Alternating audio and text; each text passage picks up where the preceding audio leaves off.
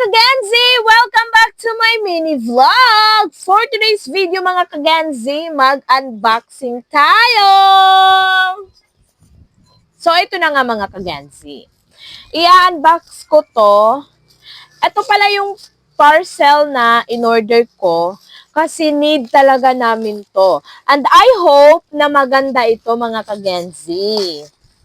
So, ito siya.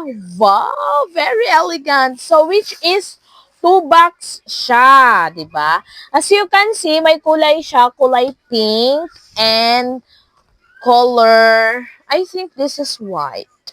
So, let's try this one first. And, as you can see mga kagenzi, ganito lang siya.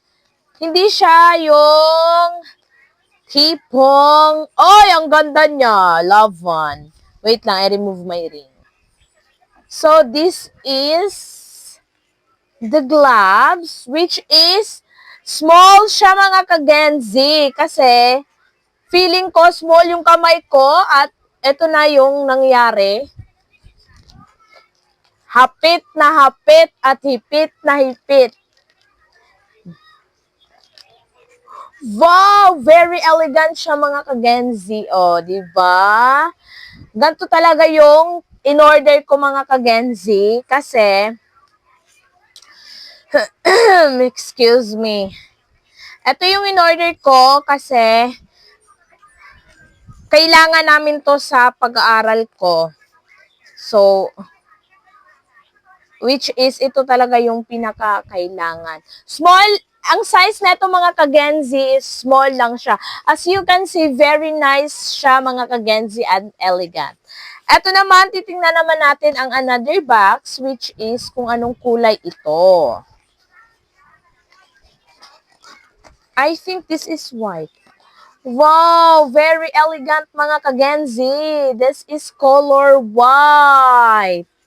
Diba? Ang ganda niya mga kagenzi. Hindi naman siya yung katulad nung yung gloves na parang surgical gloves talaga siya na yung pang doktor na grabe yung atake yung elastic niya. But this is highly recommended mga kagenzi. As you can see, pwede nang magsimula. Kung may mga mahilig kayo sa pagluluto, mahilig kayo sa mga which is need nyo yung gloves, i-click nyo lang tong yellow basket ko sa